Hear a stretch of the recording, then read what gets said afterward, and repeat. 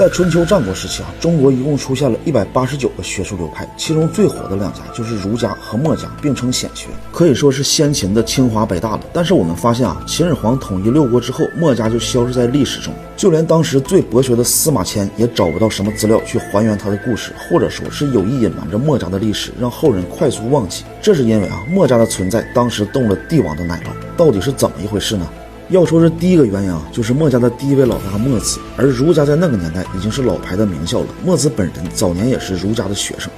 但是读了几天书之后发现儒家这套理论和我的想法是完全相反的，于是就离开了儒家，创业搞起了墨家。墨子这个人当时的人格魅力呢太强大了。首先呢，在战国开门立派，没有嘴上功夫肯定是不行的。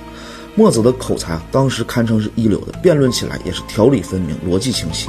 和诸子百家的辩论战从来就没有输过。而除了能说，他的动手能力也是诸子百家里排行在第一的。墨子网络别称机械圣就连鲁班都甘拜下风。当时他不仅拥有着超强的攻守成武器，还有着最先进的机关术。只要是天下有不义之战爆发，墨家就会率领几百弟子就能左右战争的胜负，间接影响到国家命运走向。而除了动手能力，墨家的组织动员能力更是一流。在先秦时期，墨家弟子他不比儒家弟子少，巅峰时期可达10万之众，其中活跃的可达上千人。作为一个新秩序的追求者，墨子的思想他更是超越时代的，人人平等、兼爱和非攻，在那个蛮荒时代就颇有马克思主义色彩。墨子的强大的人格魅力吸引了一大批追随者，武艺高群的壮士追随墨子，跟着墨子风餐露宿，行侠仗义。当时墨子身边一个能打10个的猛士就百10号人，就连孔门72贤子下的徒弟秦华离都判如归墨。但是墨子这个完美的创始太过于耀眼了，所以在墨子死了之后，墨家再难找到这样牛皮的伟大人物来凝聚墨家这个庞大的团体。大家都是奔着墨子这位大哥来的，大哥一死，凝聚力就下降，所以后来便有了楚国的楚墨、齐国的齐墨和秦国的秦墨，并且内部系统还划分为墨侠和墨辩。那墨家消失的第二个原因呢，就是受儒家的打击。当时墨子在创立墨家学派的时候儒家就感受到了危机。一方面呢，都在一个时代混，墨家的加入和不断的扩大，在当时的影响力这确实抢了儒家的生源，还抢了儒家学生的就业岗位。所以当时的儒家掌门人孟子就非常的担忧，表示这天下不归阳即归墨，这就可见当时墨家的地位和影响都是非常高的。但是儒家它终归是迎合统治者的学派，主张的是护卫皇权，所以儒生对墨家的打击报复有多狠。所以儒墨之争的根本就在于思想和学术的对立，它水火不容。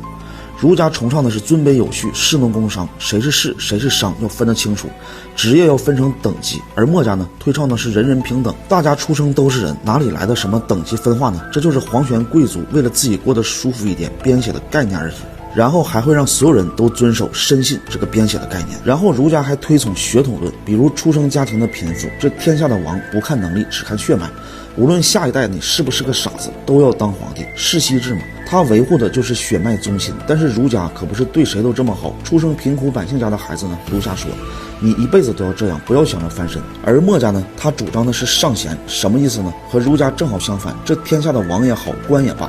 要选择有能力的人而举之，不要看血脉传承。所以墨家这个思想当时可得罪了很多人的奶酪。虽然是帮底层人说话了，但是底层人确实是能力有限。但是我们现在看，世袭制早就没有了，传统的接班也在近10年20年基本都消失了。所以墨家思想当时是统治者非常反感的。但是历史呢，走了2000多年后发现，墨家在先秦时期所提出的思想和文化到今天才逐渐实现，可见墨家文化的先进程度。而儒家呢，还强调礼乐，要有贵族的腔调，要有仪式感。而墨家认为礼乐没有什么用，咱们要节俭，不搞那些形式主义，而提倡普通的人呢强本节用。什么意思呢？强本是努力工作、生产、创新、赚钱；节用呢，就是不要为了形式铺张浪费，这样才能让普通一个人过上更好的生活。父母死后也要结葬，不要搞太多的陪葬品。那儒家呢，就鼓吹天命。什么叫做天命呢？就是你的出生家庭。如果你出生家庭是普通的人就不要想着翻身，不仅你不要想，你的祖孙3代最好世世代代都不要想。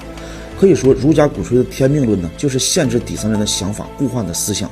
让皇权贵族出生的孩子更安心。而墨家呢，又来唱反调，提倡的是非命，人可以靠自己的努力改变命运。墨子说人有2个命，